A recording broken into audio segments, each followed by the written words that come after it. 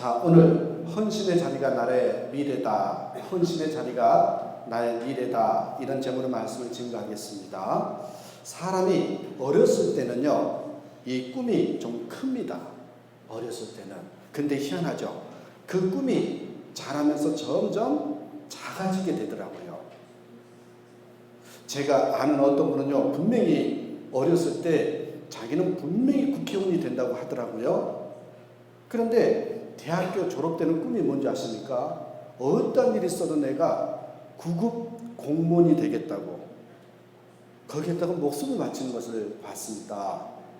여러분, 아마 10여 년 전의 일이기 때문에 지금은 무엇을 하고 있는지 잘 모르겠습니다만 제가 비하하는 게 아닙니다. 비하하는 게 아니고, 이렇게 꿈이 작아지는 이유가 무엇일까? 이렇게 꿈이 어렸을 때 크다가 커지면서 작아지는 이유가 무엇일까? 그 이유는 여러분, 그 꿈을 시도해 보지 않았기 때문입니다. 시도해 보니까 어때요? 만만치 않습니다. 그 어려움을 알기 때문에 점점 꿈이 작아지고 이 현실이 된다랄까요? 현실화가 되는 겁니다. 우리도 여러분 시도하고 실패를 반복함으로써 자꾸 이렇게 왜소해 줍니다. 예소해 줘요. 그러다 보니까 하나님이 주신 꿈을 잊고 작은 것에 만족하는 삶을 살게 됩니다. 그렇지만 여러분, 우리는 하나님 우리에게 계획하신 꿈이 있습니다. 그러나 그 꿈을 놓치고 축소된 인생을 사는 것이 결코 바람직한 인생은 아닙니다. 참, 우리 말은 잘해서 합리화시켜서 내려놓는다고 그렇게 이야기를 하면서 꿈을 작게 만드는데 그게 겸손이 아닙니다. 여러분, 아브라함을 보십시오. 오늘 인물이 아브라함입니다. 아브라함을 보십시오. 믿음의 조상입니다. 복의 근원이라고 했습니다. 창대케 하는 약속이 있었습니다. 이런 하나님의 약속을 받았지만 어땠습니까? 나이가 들어가면서 하나님이 주신 꿈이 점점 잊혀가는 모습을 봅니다. 하나님의 약속하면 여러분 되는 것 아닙니까? 전능하신 하나님이 약속하면 되는 것 아닙니까? 우리도 우리의 꿈이 없어지고 축소되는 것을 경험하지만 여러분, 작은 것에 만족하는 것은 하나님의 뜻이 아니라는 것을 명심해야 됩니다. 특별히 꿈에 대한 면은, 비전에 대한 면은 그렇습니다. 여러분, 아브라함은 이제 오늘 본문의 앞의 상황을 보시면 아브라함은 늙어서 얻은 아들 이스마엘의 재롱을 보면서 하나님이 주신 꿈을 잊어가고 있었습니다. 이스마엘은 86세에 낳았어요, 아브라함이. 여러분, 그리고 99세까지 13년 동안 아브라함은 어떻게 보면 이 이스마엘을 키우면서요, 꿈을 잊고 사는 시기였다고 볼 수 있습니다. 축소된 인생이지요. 작은 것을 만족하는 시기입니다. 하지만 오늘 본문에 보면 99세에 하나님이 아브라함에게 나타나서 새로운 사명의 불을 붙여 줍니다. 새로운 약속의 말씀을 주셨습니다. 그게 오늘 본문의 내용입니다. 우리도 그렇습니다. 현실에 치다 보면 주신 꿈을 잊어버리고 사는 경우가 있습니다. 우리는 다시금요, 오늘 결론이 뭔지 아십니까? 우리 마음에 불을 붙여서 다시금 그런 경험과 자극이 필요하다는 것입니다. 꿈을 다시 세워야 된다는 겁니다. 너무 작은 것에 만족해 하는 것이 하나님의 뜻이 아닙니다. 처음에 주를 만났을 때 내가 주를 위해서 죽기까지 충성하겠습니다. 그렇게 해드렸어요. 그러다가 시간이 지나니까 나나 죽지 말자로 바뀌어버립니다. 여러분, 처음에 직장에 갔을 때 직장의 변화를 위해서 이 직장이 나를 부르셨다고 다음 대한 꿈을, 비전을 가지고 갔겠지요. 그러던 사람이 나중에 어떻게 바뀐 줄 아십니까? 나라도 이 회사에서 잘리지 말자, 이렇게 바뀝니다. 또 여러분, 하나님의 비전을 품었을 때는 전 세계를 돌아다니면서 하나님의 말씀을 증거하겠다고 합니다. 그러다가 나중에 뭐라고 그랬습니까? 한국어나 하나 제대로 하자, 이렇게 바뀝니다. 여러분, 남의 얘기가 아니라 저의 얘기입니다. 저도요, 캐나다에서 10여 년 전에 있었을 때 그때 하나님께서 주신 비전이 저를 열방을 섬기는 그런 선교사로, 열방을 섬기는 사람으로 세우겠다고 하시더라고요. 그 부푼 꿈을 가지고 브라질에 왔습니다. 그런데 지금은요, 바뀌었습니다. 지금은 있는 자리나 잘 지키자는 식의 삶을 살고 있는 것 같아요. 오늘 말씀이 다른 사람이 아니라 나에 대한 이야기인 것 같습니다. 여러분, 자꾸 축소될 수 있습니다. 여러분은 어떻습니까? 작년보다 금년에 더 꿈이 축소되지는 않았는지요? 아브라함은 86세에서 99세까지 13년의 기간은 이런 모습이었습니다. 그런데 그런 아브라함에게 오늘 본문에서 99세가 된 아브라함에게 하나님이 나타나셔서 새로운 불을 붙여주셨습니다. 아들을 낳는다고 하면서 새로운 약속을 주셨습니다. 이삭을 낳겠다는 새로운 약속을 주신 겁니다. 그럼 여러분, 99세가 된 아브라함에게 하나님은 무엇을 말씀하셨을까요? 오늘 우리에게도 똑같이 말씀하신 겁니다. 오늘 본문의 말씀은요, 우리 쌤이에게도 해당되는 설교입니다. 쌤이도 생각하면서 제가 말씀을 준비한 겁니다. 자, 아브라함이 99세가 됐을 때 하나님께서 그에게 약속하셨던 말씀 세 가지를 봅니다. 첫 번째로 보실까요? 여러분, 첫째, 전능하신 하나님을 만나면 불가능이 없다는 것을 믿어야 된다는 것입니다. 전능하신 하나님을 만나면 불가능이 없다는 것을 믿어야 된다는 것입니다. 여러분, 오늘 보면 1절 보십시오. 1절에 뭐라고 써 있습니까? 1절에 아브라함이 99세 때에 여호와께서 아브라함에게 나타나서 그에게 이르시되 나는 전능한 하나님이라. 너는 내 앞에 향하여 완전하라. 이렇게 얘기를 합니다. 나는 전능한 하나님이라고. 여기에 전능하신 하나님이라는 의미는요, 불가능이 없다라는 의미입니다. 인간은 항상 자기 자신의 수준에서 판단을 하거든요. 아브라함을 보십시오. 왜 이스마엘에 만족합니까?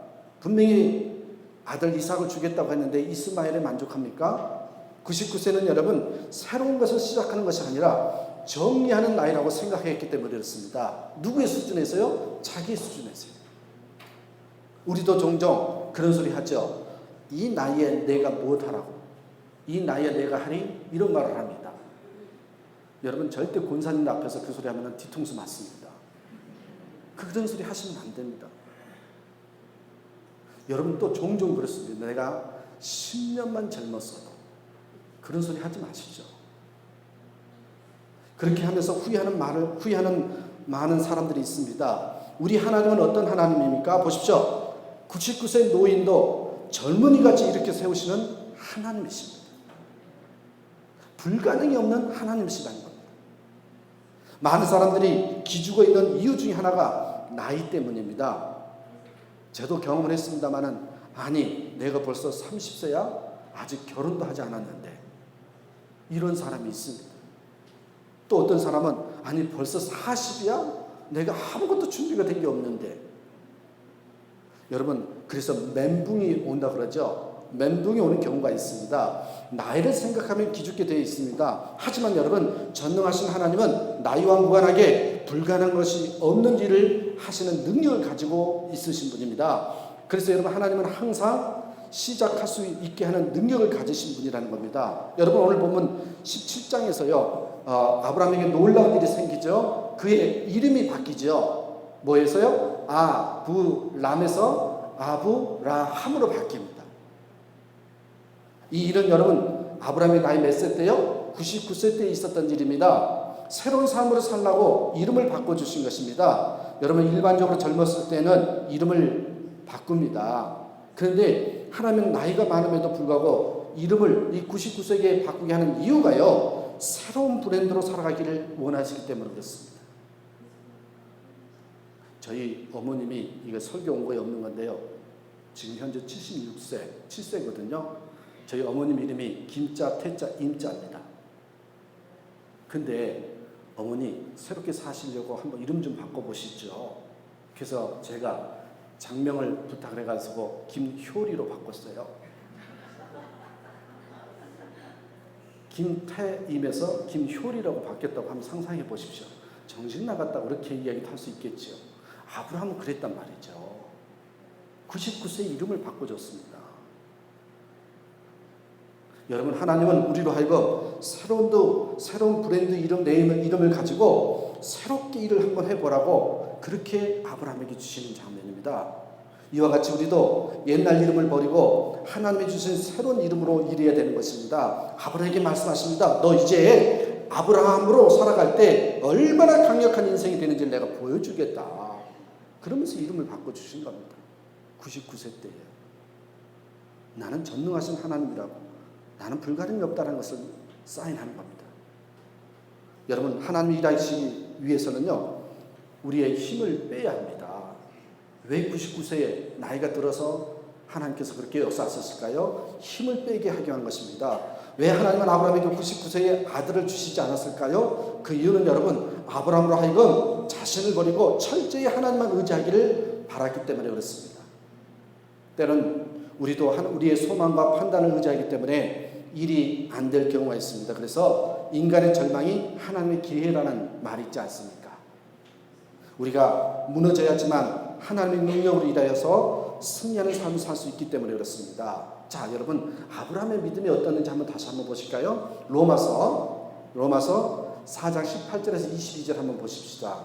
제가 읽어드릴게요. 아브라함이 바랄 수 없는 중에 바라고 믿었으니 이는 내 후손이 이같으리라 하신 말씀대로 많은 민족의 조상이 되게 하려 하시니라. 19절, 그가 백선화되어 자기 몸이 죽은 것 같고 사라의 태가 죽은 것 같음을 알고도 믿음이 약하여지지 아니하고. 20절, 믿음이 없어 하나님의 약속을 의심하지 않고 믿음으로 견고하여져서 하나님께 영광을 돌리며. 22절에 약속하신 그것을 또한 능히 이루실 줄을 확신하였으니. 22절에 그러므로 그것이 그에게 의로 여겨졌느니라. 하나님이 보시는 의가 무엇입니까? 믿는 겁니다. 여기 보십시오. 이 본문에 보면 믿는 겁니다. 여러분, 우리는 스펙을 쌓는 것을 우리가 스펙을 쌓는 삶이 아니라 믿는 사람이 되어야 된다는 겁니다. 하나님의 말씀을 절대적으로 믿으며 성공하는 삶을 살 수 있게 되는 것입니다. 여러분, 하나님이 약한 사람을 쓰는 이유는 사람이 약해져야지만 절대적으로 순종하고 믿을 수 있기 때문이라고 그랬죠. 그래서 85세 갈렙은 이 산지를 내게 주소서라고 이야기했고요. 모세 보십시오. 40대 대단했을 때 쓰지 않고요, 정말 무너졌을 때 80세가 됐을 때 글을 쓴 것을 보게 됩니다. 여러분, 성경은 힘없는 사람들이 하나님을 의지하니 영광을 경험하였다라는 것입니다. 힘있는 젊은이들이 하나님을 의지하고 믿으면 얼마나 큰 영광이 있는지 보여주고자 하는 것입니다. 이 하나님이 가장 좋아하시는 것이요, 뭔지 아십니까? 잘 믿는 겁니다. 그러므로 행동하는 것이 하나님의 일이 아니라 믿는 것이 하나님의 일이라는 것입니다. 성경이 분명히 나왔어요. 요한복음 6장 28절 29절에 보시기 바랍니다. 하나님의 일을 하는 게 무엇인가?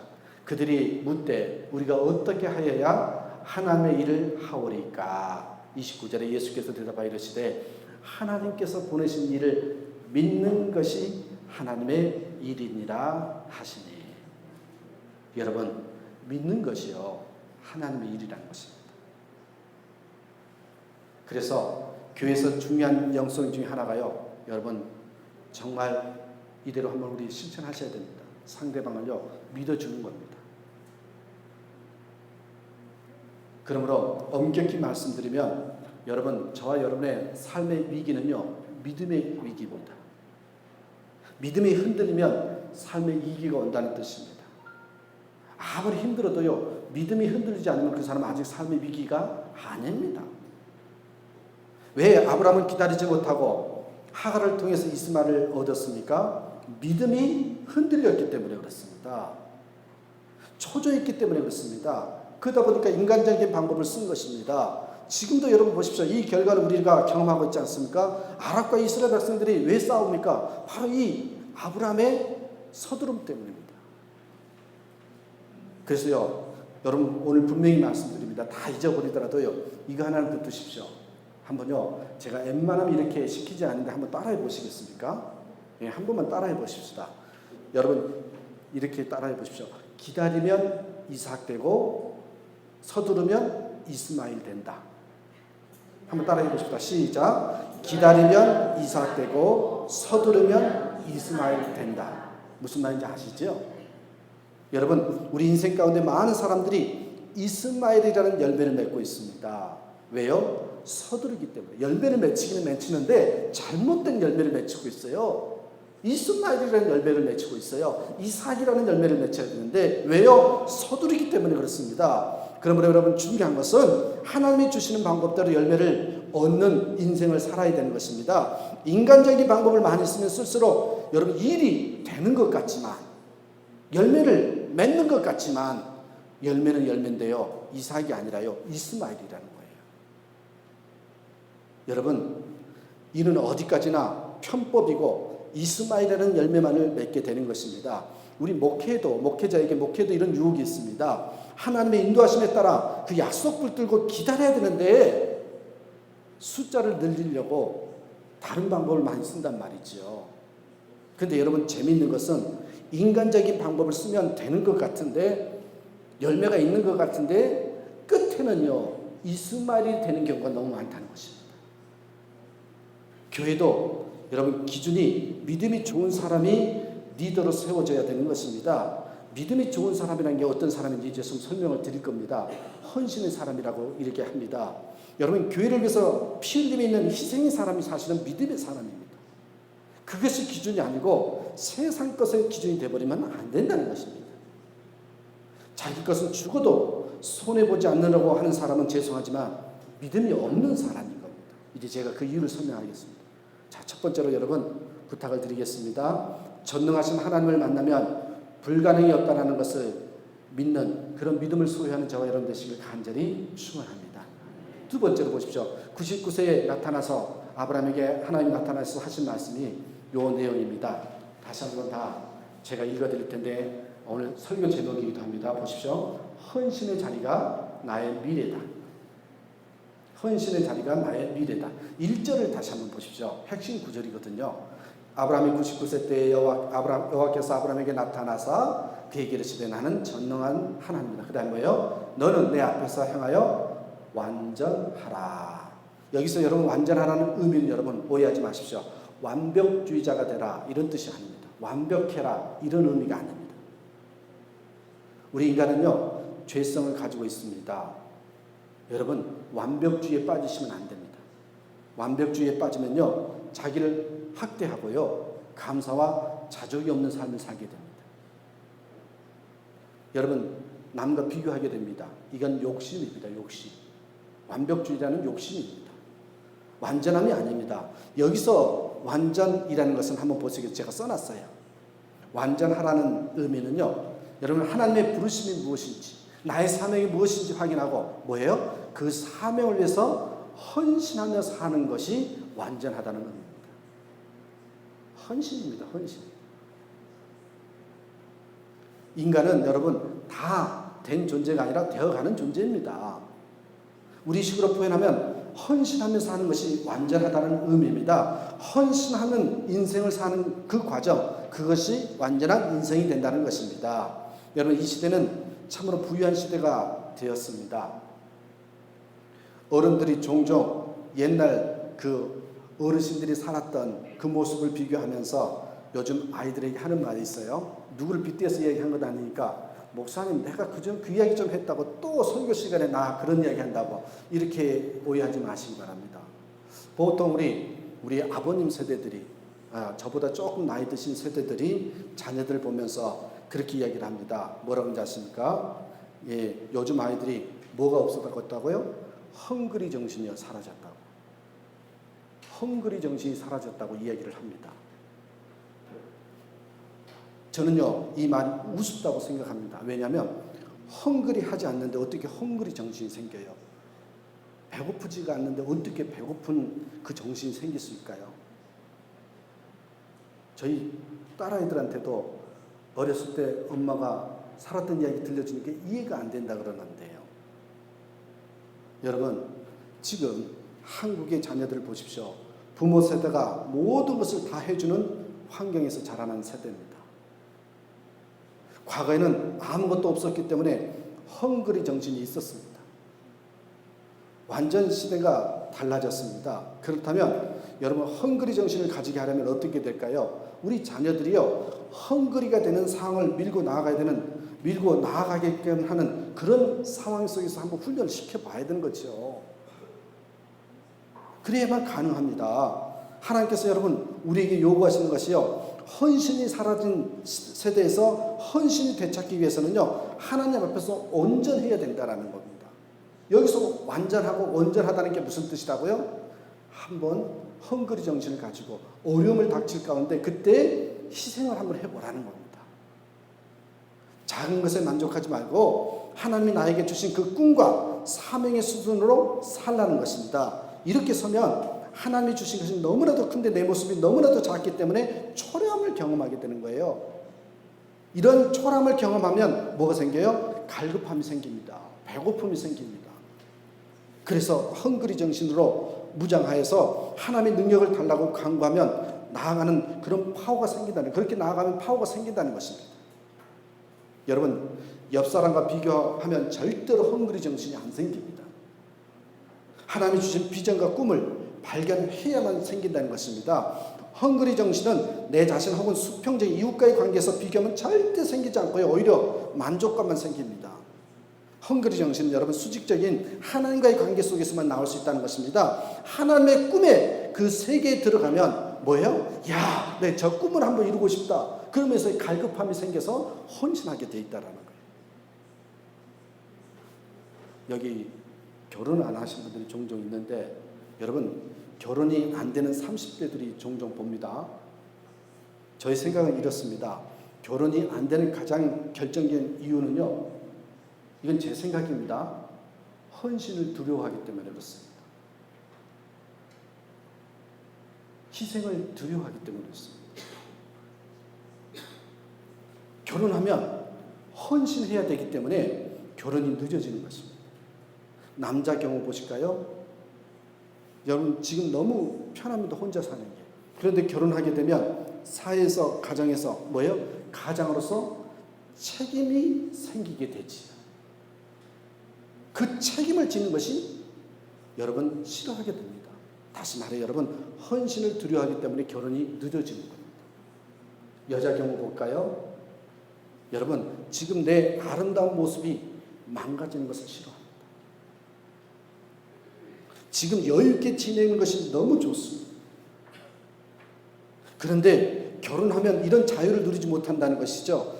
아이를 낳으면 몸매가 망가지고 늙어진다는 겁니다. 그래서요 몸매 망가지기 싫다고 애를 안 낳으려고 그래요. 여러분 한마디로요 현재를 포기하고 아기를 낳는 것을 두려워하는 것입니다. 공통점이 뭡니까?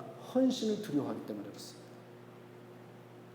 여러분 이 파워라는 것은요 바닥에 내려갔을 때 생기지 않습니까? 헌신하기 위해서 몸을 집어 던지고 바닥으로 내려갈 때 생기는 것입니다. 헌신하는 마음으로 바닥을 경험해야지만 진정한 파워를 경험할 수 있다는 것입니다. 제가요 오래전의 일인 것 같아요. 아주 비싼 양초를 하나 선물을 받았던 것 같습니다.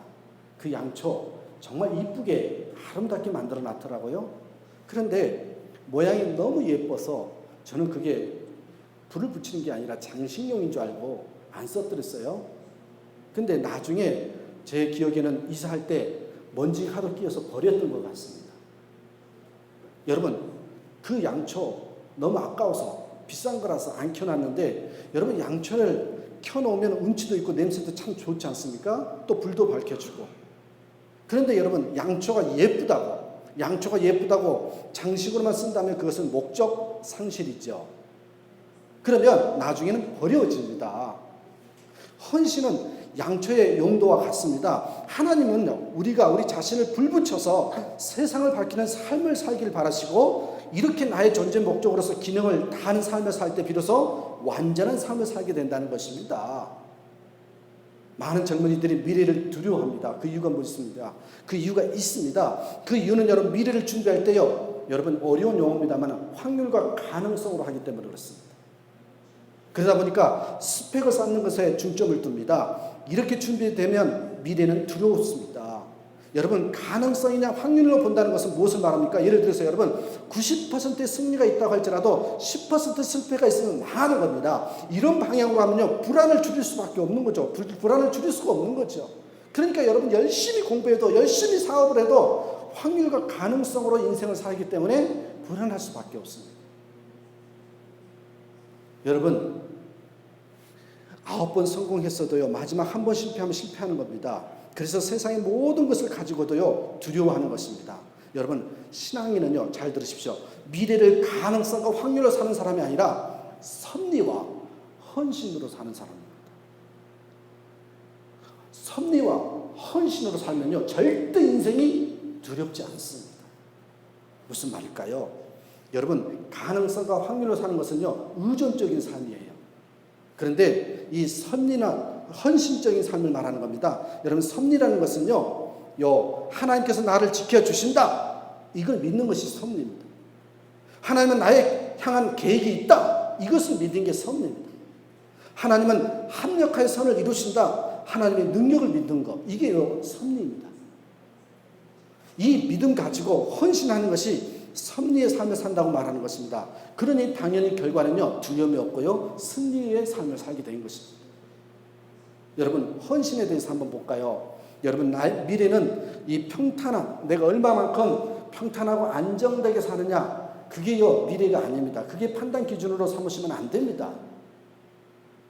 내가 어떠한 가치 있는 일에 헌신할 것인가, 그것을 붙들어야 됩니다. 그래서 여러분, 오늘 설교 제목이 뭐예요? 내가 헌신할 장소가 나의 미래를 결정하는 것입니다. 예를 들어서 내가 브라질에 헌신한다고 결정하면 나의 미래는 어디에 있어요? 브라질이 되는 것입니다. 나의 미래는 내가 북한에 헌신하겠다고 하면 나의 미래는요, 북한이 되는 것입니다. 여러분, 분명히 아십시오. 미래는 예측하는 게 아닙니다. 미래는요, 결정하는 겁니다. 내가 헌신을 결정하면 그 자리가 나의 미래가 되는 것입니다. 미래를 결정하지 못하는 이유가 이 확률과 가능성으로 바라보기 때문이었습니다. 그러면 여러분, 분명히 말씀드립니다. 그러면 여러분 인생은요, 끌려가는 인생밖에 될 수가 없어요. 여러분, 반면에 이 섭리와 헌신에 초점을 두고 인생을 살면요, 여러분, 어려운 것이 아닌데요, 하나님의 사람은 반드시 이렇게 살아야 되는데, 이 섭리와 헌신에다가 여러분 초점을 두고 사시면 여러분 인생은 주도권을 가지고 살 수가 있습니다. 여러분, 아까 결혼 이야기 했는데요, 또 이야기할게요. 젊은이들 중에 결혼이 안 되는 이유가 또 있어요. 이 확률과 가능성을 믿기 때문에 그래요. 여러분, 100점짜리 남자가 있을까요? 살아보신 분들은 더 잘 알잖아요. 살아보니까 점수가 뚝뚝 떨어지잖아요. 처음에는 점수가 괜찮은 것 같은데 살아보니까 남자들이 점수가 떨어져요. 여러분, 100점짜리 남자는요, 예수님밖에 없어요. 세상에 100점짜리 남자 없습니다. 그 100점짜리 확률을 가지고 가능성을 가지고 찾다 보니까 상대자가 없는 겁니다. 그렇게 찾는 게 아닙니다. 여러분, 그런 조건을 가지고 있으면 안 되는다는 겁니다. 예를 들어서 젊었을 때는요, 80%의 확률이 있다가도 나이가 들면 70%, 60%로 축소되기 때문에 결혼이 힘들어지는 것입니다. 여러분, 확률이 아닌 헌신으로 다가가면 결혼이 쉬워집니다. 헌신으로 다가가면. 무슨 말입니까? 내 남자가 70점짜리밖에 안 된다. 그러면 내가 30점을 보태서 100점을 만들겠다. 그런 마음으로 배우자를 찾으면요, 결혼할 수 있습니다. 여러분, 그러면 결혼은 쉽다는 것입니다. 하나님은 나에게 능력을 주었기 때문에 부족한 부분을 내가 채우면 된다라면, 여러분, 그런 마음을 가지고 결혼하시면 주도권을 가지게 돼요. 결혼은 그러면 쉬운 겁니다. 주도권을 잡아야 된다는 것은 바로 그것입니다. 확률이나 가능성으로 주도권을 잡을 수 없습니다. 헌신을 각오해야 주도권을 잡을 수 있습니다. 여러분, 현실의 각오만 있으면 주도권을 잡을 수 있다는 거예요. 나는 왜 저기 공동체에서 저기 모임에서 내 주도권이 없느냐? 여러분 다시 한번 살펴보십시오. 내가 헌신을 하려고 하지 않기 때문에 그래요. 아브라함을 보십시오. 롯과 싸울 때 주도권을 잡았습니다. 흔들지 않고 내가 우하면 나는 저하겠다고 했습니다. 여러분 보십시오. 압도적인 축복으로 접근했습니다. 네가 어떤 선택을 하든 거기는 하나님의 섭리가 있고 나는 그 땅에 헌신할 것이라는 결단이 있으니 걱정이 없다는 것입니다. 어떤 것을 주더라도 모세에게 여러분 말한 것 같이 내가 서 있는 곳에서 헌신하고 이 헌신을 통해서 완전함과 승리하는 삶을 살 수 있게 된다는 그 믿음, 그걸 가지고 있었기 때문에 아브라함, 모세 이런 성경의 인물을 보십시오. 다 주도권을 가지고 삽니다. 왜요? 거기서 헌신하고 희생하려고 하기 때문에. 여러분 그 믿음입니다. 예수 믿는 것은 여러분 기복적인 것이 아닙니다. 미래를 맞추는 전쟁이가 아닙니다. 인생은 여러분 해답 찾기가 아닙니다. 우리 인생은요 자발적인 헌신, 자발적인 선택에 의해서 의지되는 것입니다. 여러분 이게 인생입니다. 완전하다는 것은 보이지 않는 큰 흐름 뭐예요? 하나님의 손길에서 우리 자발적인 주도권을 가지고 헌신하는 삶입니다. 그래서 한번 도표를 만들어 봤어요.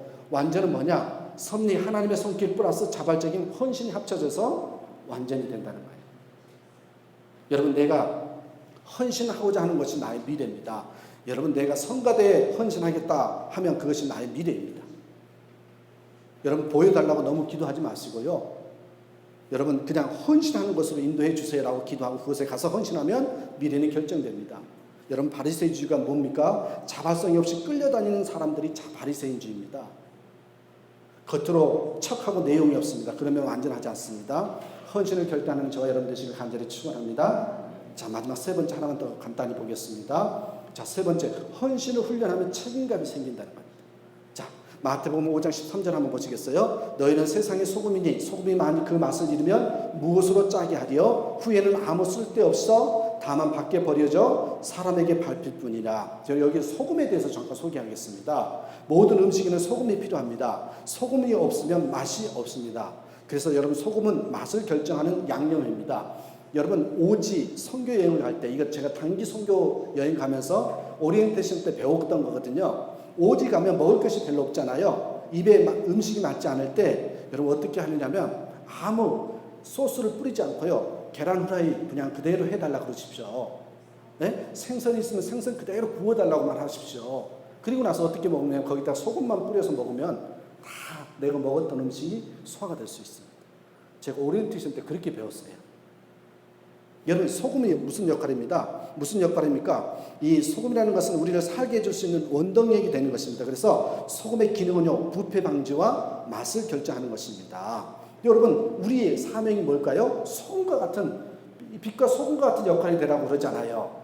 소금과 세상에서 소금이 되라고 얘기를 하지 않습니까? 그만큼 책임감이 있다는 것입니다. 여러분 저는 리더라는 뭘까 생각하면 지나친 책임감을 가진 자라고 생각합니다. 여러분 잘 들으십시오. 여러분이 어느 곳에서 리더가 되기를 원한다면 책임감 지지 않고는 리더가 될 수 없습니다. 여러분 책임감이 없이는 리더가 될 수 없습니다. 리더에게는 이 책임감 훈련이 반드시 필요합니다. 우리는 세상에서 여러분 녹아 들어가는 리더로서 지나친 책임감을 길러야 된다는 겁니다. 예를 들어 어떤 사람이 있습니다. 그 사람이요 하나의 팀원이었을 때 멤버였을 때는요 굉장히 훌륭하다 인정받습니다. 사람 참 괜찮다고.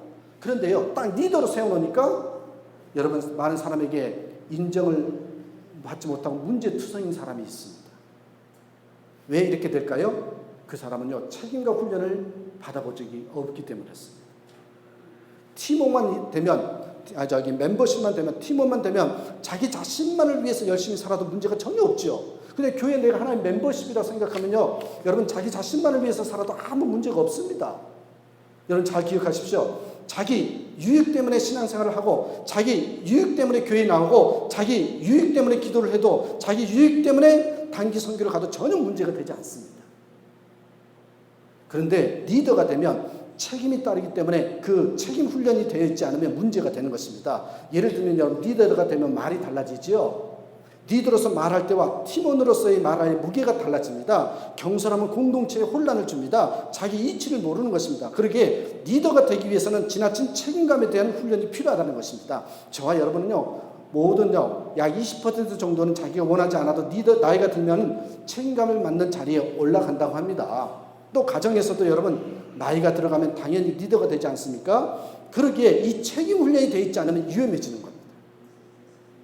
철이 없다고 하죠. 왜요? 책임감이 없기 때문에 철이 없다고 하는 거예요. 여러분, 그래서 나이가 들어갈수록 말을 조심해야 되고 해코지를 하면 안 되고요. 경솔하면 안 됩니다. 무엇 때문에? 책임감이 때문에. 선원과 선장의 행동은 동일할 수 없습니다. 책임 훈련이 되어 있지 않으면 리더가 되면 낙심이 오는 것입니다. 그래서 우리 부모 세대가 기억해야 됩니다. 우리 자녀들 어려서부터 이 훈련해야 될 것이 있습니다. 그게 뭔지 아십니까? 바로 헌신입니다. 헌신을 훈련하면요, 책임감이 생깁니다. 자기가 가지고 있는 것보다 더 헌신할 수 있는 훈련시키면 그는 인물이 될 수가 있습니다. 주도권을 가질 수 있다는 거예요. 우리는 내 인생만을 가지고 사는 것이 아닙니다. 나 때문에 다른 사람에게 유익이 있는지를 판단하고 남들의 유익을 얻으면 그 가치 있는 삶을 살아야 됩니다. 내가 가는 곳에, 내가 가면 어두운 곳이요 밝고 환한 곳으로 변하면 그게 가치 있는 것입니다. 혼란스러운 곳이 있는데 내가 가면 안정되고 평안을 넘치면 그것이 가치 있는 인생입니다. 그게 소금 인생입니다. 인생에는 여러분 가치를 창출하는 겁니다. 공동체에 줄 수 있는 것이 있어야 됩니다. 가장 중요한 가치는 생명입니다. 생명을 줘야 됩니다. 소망을 줘야 됩니다. 이게 성수교 책임입니다. 이게 리더입니다. 하나님은 아브라함의 99세의 아브라함에게 나타나서 너 뭐 하고 있냐고, 너 뭐 하고 사느냐는 겁니다. 너 그렇게 살아서는 되겠느냐는 것입니다. 하나님이 답답한 것입니다. 86세의 이 노인이 이스마엘 하나 얻어놓고는 하나님의 약속을 붙드는 것이 아니라 이스마엘을 보면서 13년 동안 모든 비전과 꿈을 상실하고 만족하고 사는 것이었습니다. 그렇기 때문에 하나님이 말씀으로 개입하십니다. 돌이키라고 아브라함에게 말하는 장면이 오늘 본문입니다. 여러분, 헌신을 두려워하지 않는 저와 여러분 되시길 바랍니다. 리더가 되기는 책임감 훈련이 있어야 된다는 거예요. 2014년 2월입니다. 세상을 사시되 절대 여러분 예측이나 확률이 아닙니다. 하나님 입장에서의 섭리이고 우리 입장에서는 헌신인 것입니다. 이 헌신을 배워야 된다는 것.